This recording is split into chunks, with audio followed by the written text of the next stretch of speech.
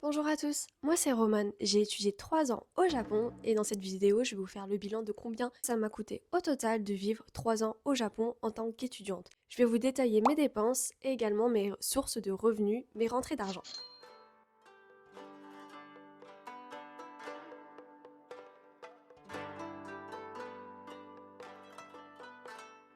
Tout d'abord j'ai pu aller au Japon grâce à un échange universitaire entre ma faculté française et une faculté japonaise. Je suis partie étudier le japonais pendant un an dans une école de langue à Kyushu dans le sud du Japon. Pour l'école de japonais m'a coûté 0 euros. Je n'ai rien eu à débourser car c'était un échange universitaire. J'ai tout noté sur une petite feuille Bristol. Même si l'école de japonais était gratuite, il fallait quand même payer les frais d'inscription pour l'université française. Ça, c'est mes parents qui s'en sont chargés, donc je crois que c'était à peu près, c'est autour de 300 euros et quelques. Ensuite, il fallait payer le visa étudiant. En 2022, ça coûtait 28 euros. Et dans mon cas, il fallait que j'aille à Marseille. Ensuite, mon billet d'avion aller-retour de Montpellier jusqu'à Oita, ça m'a coûté au total 1500 euros. Sachant que j'ai dû prendre du coup 3 avions, un avion Montpellier-Paris, Paris-Tokyo et Tokyo-Oita. En tant qu'étudiant au Japon, il faut une assurance santé obligatoire japonaise. Vous pouvez également, vous, de votre côté, prendre une assurance en plus de voyage, mais il vous faudra quand même l'assurance santé obligatoire japonaise, qui a coûté au total 24 000 yens pour un an, donc ça fait à peu près 130 euros par an.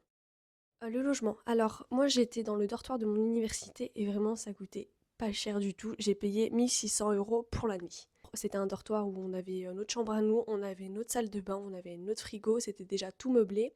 Ah, il fallait acheter le futon. Je l'ai pas marqué dans mes dépenses. Bon, et il fallait acheter aussi le futon en avance et le futon, je crois que c'était aux alentours de 90 euros. Il fallait juste faire cette dépense en plus. Et dans les 1600 euros que je viens de dire, l'électricité et l'eau n'étaient pas comptés. Et du coup, par mois, je payais à peu près 30 euros d'électricité et eau. Donc ça me faisait 360 euros par an. Ensuite, j'avais un forfait téléphonique japonais qui me coûtait 21 euros par mois, donc 252 euros par an. Après tout ce qui était les courses alimentaires, hygiène, vêtements, j'en étais à peu près à 500 000 yens, ce qui fait à peu près 272 euros par mois, donc ça fait 3264 euros par an. Une fourchette, mais des fois je dépasse un peu plus en fonction des mois, etc. Pour mon école de japonais, il fallait que j'achète des manuels scolaires. Il y avait Minano Nihongo et d'autres manuels scolaires qui étaient spécifiques vraiment pour l'apprentissage du JLPT. Donc ça m'a coûté 160 euros pour l'année. Ensuite, je me suis inscrite au JLPT N3 et l'inscription JLPT, ça m'a coûté 7500 yens, donc 40 euros. Pour les transports, ce qui coûte assez cher, mais pour me balader dans Beppu, il y a grâce au bus et également grâce à la ligne de métro, ça me coûtait à peu près 200 euros par an. Sachant que je ne prenais pas trop les transports, je faisais quasiment tout à pied parce que la ville où j'étais, elle était magnifique quoi. Donc je faisais tout à pied. Et ensuite, pour les activités, les sorties, pareil, je déboursais à peu près 200 euros par mois. Donc ça fait 2400 euros par an. Dans ce que je compte dans activités sorties, il y a aussi également les izakaya, aller dans les bars, aller dans les onsen et manger au restaurant. Donc je les mets dedans, dans cette catégorie. Pendant ma première année au Japon, j'ai fait un petit week-end à Fukuoka avec des amis. J'habitais à Beppu et du coup le bus pour aller de Beppu à Fukuoka, c'était aller-retour c'était 6 000 yens donc 32 euros. L'hôtel, j'ai payé 50 euros pour une nuit, donc on y est allé 3 jours, donc ça m'a coûté 150 euros. Pour tout ce qui est activité, nourriture, les repas qu'on a fait là-bas, ça m'a coûté à peu près 110 euros pour 3 jours. Et ensuite, j'ai fait également un voyage à Osaka avec pareil des amis. Pour nous rendre à Osaka depuis Beppu, il y a un ferry qui s'appelle le Sunflower. C'est vraiment très très pratique. En plus, c'était vraiment juste à côté de chez nous, à 10 minutes à pied. Donc le ferry, en fait, il est disponible tous les jours à 18 h et il vous amène à Osaka le lendemain à 7 h du matin. Donc vous dormez dedans et il y a aussi les douches qui sont en fait des bains publics. Donc c'était trop trop bien. Le transport, donc le ferry, ça a coûté 14 600 yens, donc c'est à peu près 80 euros aller-retour. Sachant qu'il y a option dortoir mais aussi option chambre individuelle.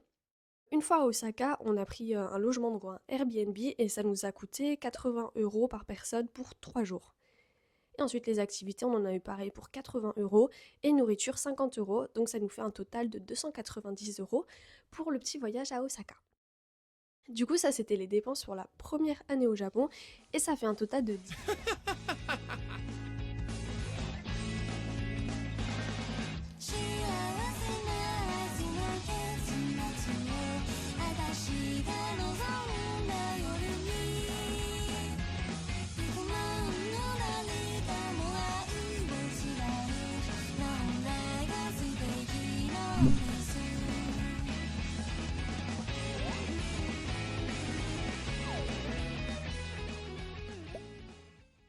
Et maintenant, on va passer aux rentrées d'argent et mes sources de revenus pour la première année au Japon. Donc, juste avant de partir au Japon, je savais que j'allais partir en échange universitaire, j'avais préparé mon dossier pour, ce qui me laissait à peu près 9-10 mois pour me préparer pour ce voyage. Du coup, en parallèle, j'avais travaillé au McDonald's et j'étais aussi également hôtesse de caisse, ce qui a fait que j'ai pu mettre sur 2 ans, grâce aussi à mes travaux d'été, à mes jobs d'été, j'ai pu mettre 8 000 € de côté avant de partir au Japon. Billet d'avion déjà payé, visa déjà payé, enfin vraiment 8 000 € dans mes poches au moment où j'étais partie au Japon. Et également pour ceux qui partent en échange universitaire, dans des programmes de coopération, vous pouvez demander la bourse de l'Occitanie pour les gens de l'Occitanie. J'ai eu la bourse de la région de l'Occitanie et j'ai eu 1 200 € pour un an. Si vous partez 6 mois, vous allez avoir 600 €. Voilà. Et moi, j'ai eu du coup 1 200 €. Ensuite, au Japon, à partir de janvier 2023, j'ai commencé à travailler. J'ai trouvé un travail dans un ryokan au Japon. Ça, je l'ai fait pendant d'ailleurs mes 3 années de vie au Japon. Mais voilà, j'ai commencé début janvier 2023. Du coup, au début, j'ai commencé assez soft parce que mon niveau de japonais n'était pas très fort, donc je travaillais pas beaucoup. Donc ma première année au Japon, j'ai gagné grâce à ce travail dans le ryokan. J'ai fait des économies de 1 952 €. Et ensuite, j'ai aussi également travaillé pendant 6 mois dans un hôtel au Japon. J'ai gagné au total 976 €. Et donc au total, grâce à mes 2 travaux étudiants, j'ai gagné 2 928 €. Et au total, donc grâce à mes économies de France, de mes travaux McDo, hôtesse de caisse, et plus mes travaux au Japon, dans le ryokan et dans l'hôtel, j'avais comme rentrée d'argent, j'avais comme économie 12 128 €. Donc, au total, comme rentrée d'argent pendant mon voyage au Japon, 12 128 €, et comme dépense, j'avais 10 516 €, ce qui fait que j'avais un surplus, que j'étais en positif de 1 612 €. Ah oui, je voulais vous informer que l'accord qui m'a permis d'étudier le japonais pendant un an au Japon, et cela gratuitement, est toujours actif.